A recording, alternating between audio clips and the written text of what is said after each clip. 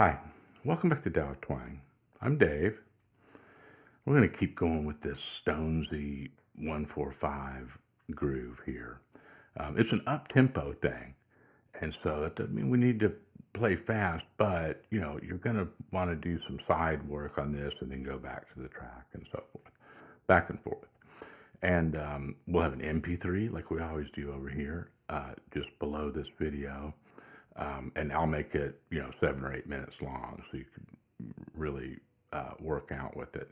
And the difference also between this version of the backing track and the one that we just had a little segment on YouTube, like 3 minutes of it embedded in the video at the end the other day, is that I cleaned out all that other guitar stuff that was on there and left just the one guitar, the bass, and the drums.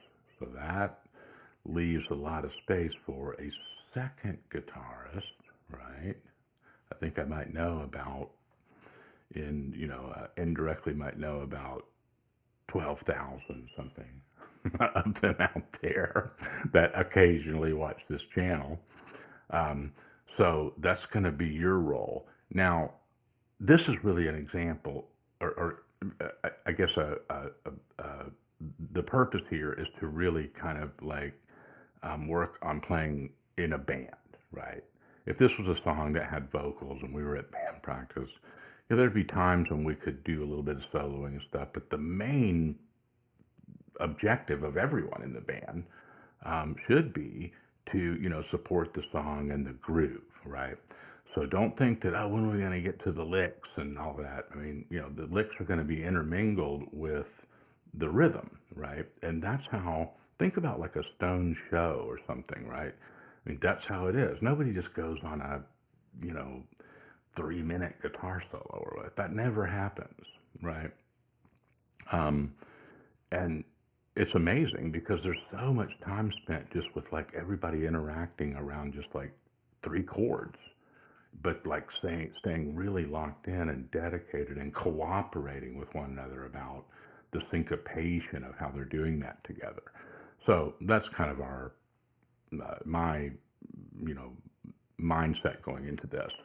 So let's just listen to this for a second and we'll jump right in here. And at first I'll just kind of like play along with the guitar that's already on there, and then I'll start to kind of add a few things and maybe kind of dance around in a more of a complementary way with that guitar player, and not just kind of sit right on top of it.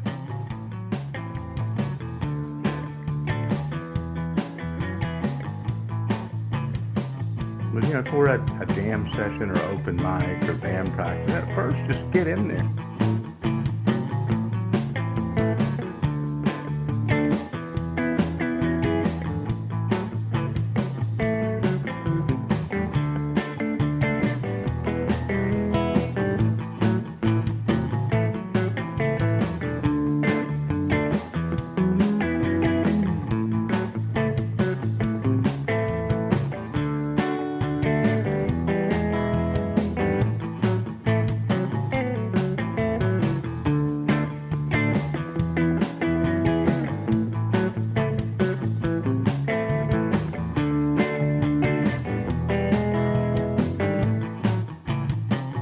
Right.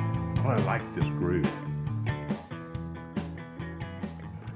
So, that guitar player, first guitar player, the one on the backing track, it's a loop, so it repeats itself every, 8 bars or 16 bars or something or whatever. So you'll hear kind of the same things come up. But one thing that you can do right away is just select a couple of positions and keep this really simple in your game plans. People ask me all the time, like, well, I'm going down to an open mic and I know we're going to play these songs because like these are the ones that, I like to sit in on or whatever, so what, and we'll spend our lesson time doing that, like, okay, well, what can I do? Like, cause, got a guy that's singing, or a gal, somebody's singing and, playing like, the main rhythm or whatever. So I don't want to just duplicate that. I want to do something a little bit different, but I also don't want to step on what everybody else is doing, right? other musicians will really appreciate this kind of mindfulness about what we're doing, right? As a guitar, as a additional guitarist. So, just sort out a couple of positions and ways to move around with the chords.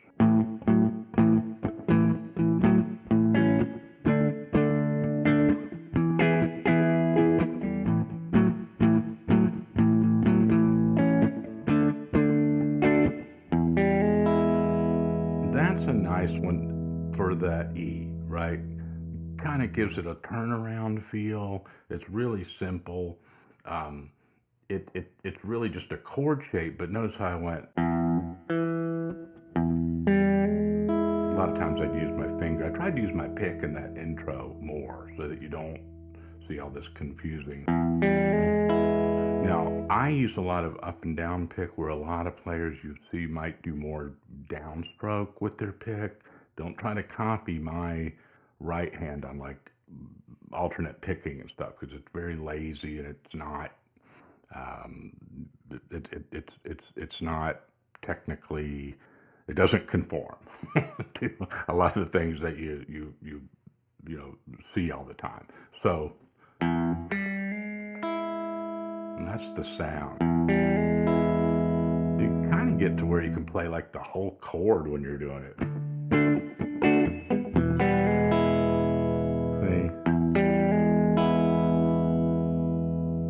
To that motion doesn't really matter, which strings you hit precisely, but you do something down low, then the hammer, then something up high.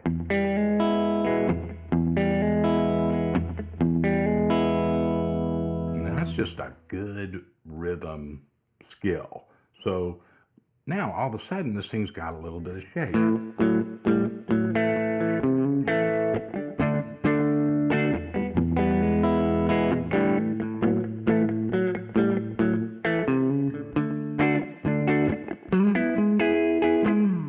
And of course we could do some, kind of riffs off of these two chords, the D and the E.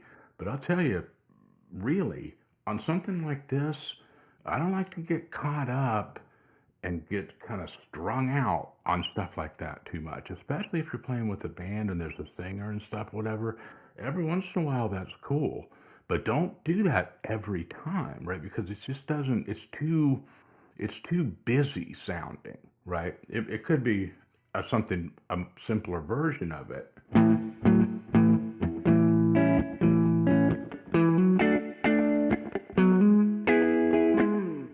That makes more sense, especially if somebody's singing, right? So my point is that the stuff that you're doing that's cool and the stuff that sounds good to an audience, everybody's not a guitar player, right? Most people that are, at places just hanging out, they're not thinking about, how fancy this stuff is.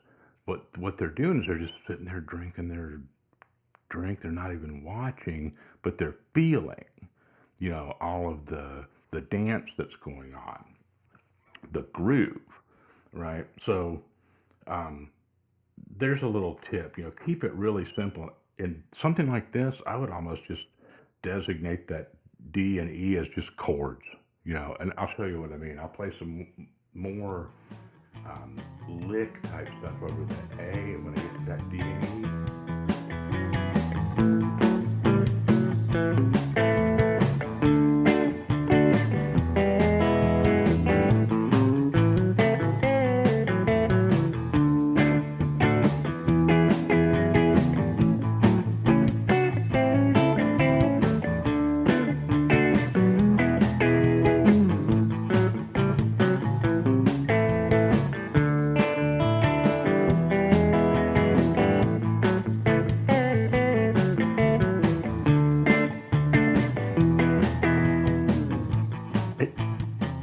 see how much opportunity that gives you to just like do something that enhances that basic rhythm that a lead singer or another guitarist might be doing, right? It just doesn't take much, just a little, just offset it a little, just dance with it, just kind of you know, uh, um, um, you know, poke it in there, just, you know, where it fits right off of like where there's a little space. Just like that. It's just that simple. So that's something you can practice by just putting the backing track on and just kind of generally, you know, relaxing. Don't try to play a bunch of lead licks and stuff. Just keep going through it like that over and over. You move around in different positions. So when we do want a little bit more tricked out, you know, phrases put in there, say over the A, we have a lot of time with the A. That's all, you know. And so say we are in an instrumental section, right? You still don't want to, you know, step on vocals and stuff with this. You don't do it like right when somebody's singing, or you don't, the song doesn't need it usually. But let's say you got, you know, some transitional parts in the song.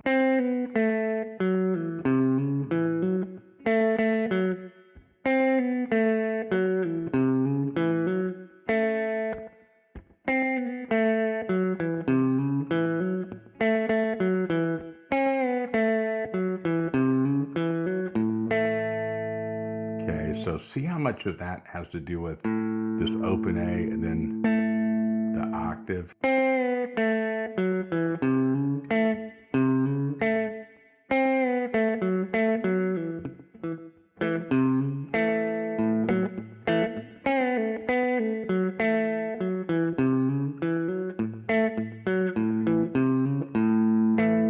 So a lot of this, it's not really chicken picking or whatever, it's, you know, by definition, but a lot of that syncopation and that funky clucky stuff, even whether it's with a pick or with a you know, additional fingers, is kind of a muted sound of that open A.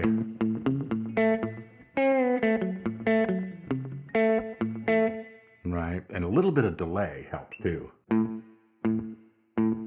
Right, they call it slapback delay, where it's like a really minute time on the delay, but it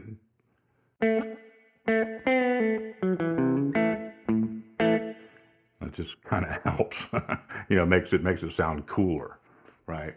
So let me get in here and kind of fish out a couple of more ideas, and I'll show you some pretty specific stuff for this. And then that's it, because we've got a routine, right? We're going to do some stuff on the A. We're going to stay locked into the rhythm the whole way. And on the D and the E, we're just going to do some like chord moves, basically.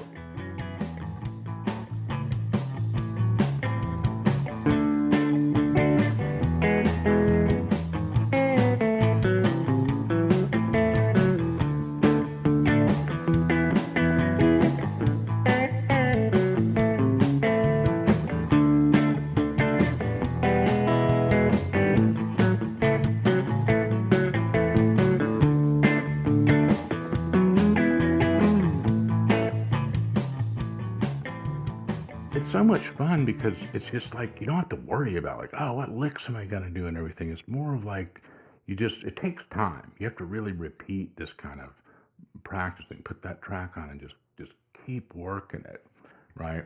But here's a couple things you could do over that A.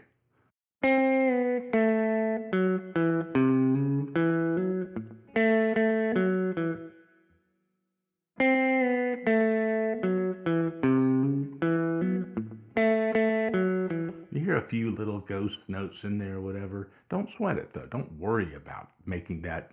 Don't stop what you're doing just to, you know, put that in there, and then don't count that as an error. Just listen to that melody.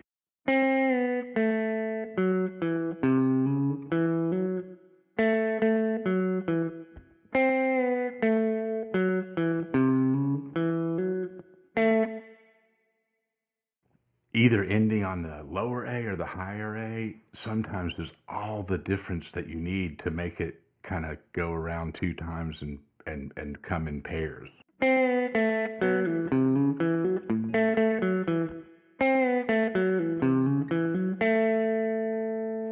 It's just the same stuff, but just one is shaped down, one shaped up, right? So that sound, that it makes it more interesting. We're not going to harmonize all this stuff today. You could, right? You could put that on there and kind of, when you get really comfortable.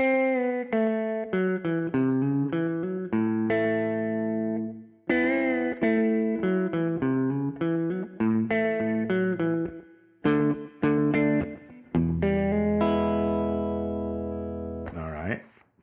In that YouTube video, we focused on this one sequence of notes that went.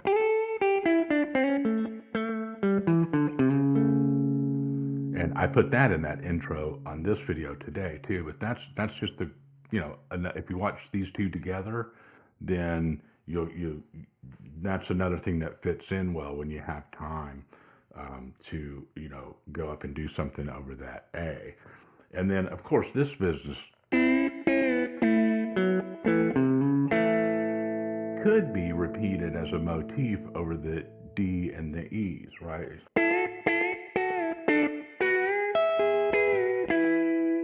Okay, I did some stuff like that on those other tracks that you can hear on that YouTube video, but I took them out of the loop on this one because that's where you're going to be doing your stuff. But right, real simple stuff like that. If you just want to have some fun with that, just keep it simple.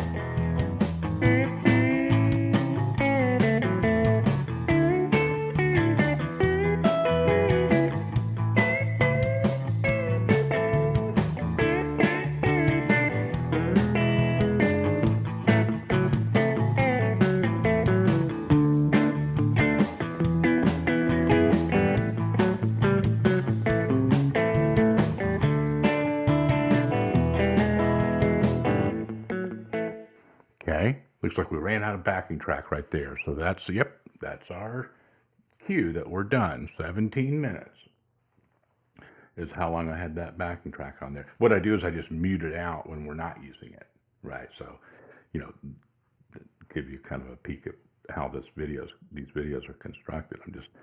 I'm unmuting it whenever I need it, right? Later on I go in and I put little fades on it or whatever to make it a little more, make the listening experience of it a little bit smoother, hopefully. So have fun with this, and you know what? Keep it simple and see if you can get in that feeling of like that you're just like part of the band when you're playing something like this. You stop worrying about so much about like, I'm running out of licks. What am I gonna do? I need to, play this in, 10 different positions, and not in this style. You don't. It's gonna pay off more, and other musicians and people listening to you play are gonna feel it a lot more and appreciate it if you just stay locked in, right? And keep the train rolling. Let me know how this goes. Appreciate all of you so much. Talk to you next time.